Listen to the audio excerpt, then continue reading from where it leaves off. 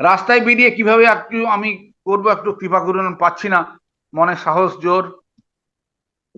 কেন, যারা করে তাদের সাথে যোগাযোগ করুন, জিজ্ঞেস করুন। এই যে এই মিটিং এর মধ্যে নিশ্চয়ই অনেকে আছে, যে বিশেষ করে ইসের দলের, আমাদের সংকীর্তন পার্টির ভক্ত বা গৃহস্থ অনেকে আছে, এও করছে বাংলাদেশের ইসের ইসেতে উৎসাহে। আমাদের ওর নাম কি, শ্রীগর্ভ করছে, অনন্তদেব করছে, হ্যাঁ, বাংলাদেশের।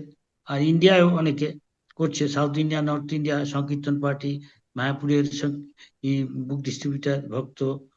আবার এ কি জানে বলে, বাগনানের গৌর গৌর লোকের সব হ্যাঁ, অনুগামীরা, ওর যারা ওর নেতৃত্বে ডিস্ট্রিবিউট করে, এত লোক আছে, সে যোগাযোগ করুন, বলে দিবে। আর ভগবানের কাছে প্রার্থনা, হৃদয় থেকে প্রার্থনা করলে ভগবান নিশ্চয়ই দেবে বুদ্ধি। তেষাম সত যুক্তানাম ভজতাম প্রীতিপূর্বক, অফিসিয়াল, হৃদয় থেকে ভগবানকে ডাকলে আমি আপনার সেবা করতে, ভগবান নিশ্চয় করতে। হরি বল, বোঝা গেল? হরে কৃষ্ণ। আর হ্যাঁ হ্যাঁ, ভক্তির আলটিমেট মিনিং হলো প্রীতি, সেটা এই জগতে নেই। প্রীতি যেটা এই জগতে আছে সেটা হলো লাস্ট, এটা হলো কাম বাসনা। তুমি আমাকে তুষ্ট করো, তাহলে তোমাকে আমি তুষ্ট করবো, ওটা লাভ না, ব্যবসা একদম। কিছু বোঝা গেল? হরি বল। হ্যাঁ মহারাজ, গুরু মহারাজ, বোঝা গেল। বাংলায় বলে, কষ্ট করলে কৃষ্ণ মেলে। কেউ লোকের কাছে কথা শুনতে চায় না, তিরস্কার বা লাঞ্ছনা গঞ্জনা, কিন্তু বুক ডিস্ট্রিবিউট করতে গেলে এর জন্য প্রস্তুত থাকতে হবে।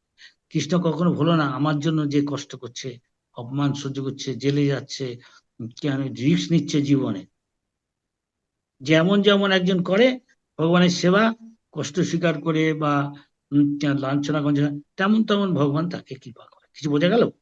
হরে Krishna.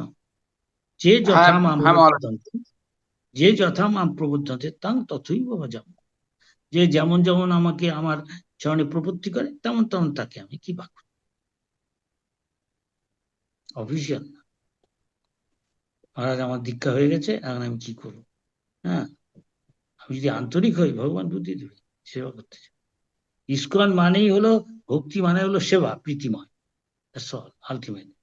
Something do with the heart, something do with আমার ইনার মোস্ট বিং। আমি নিজেকে যা বলতে বোঝাই, সেটা হলো আসল জিনিস, হৃদয়। হরি বল।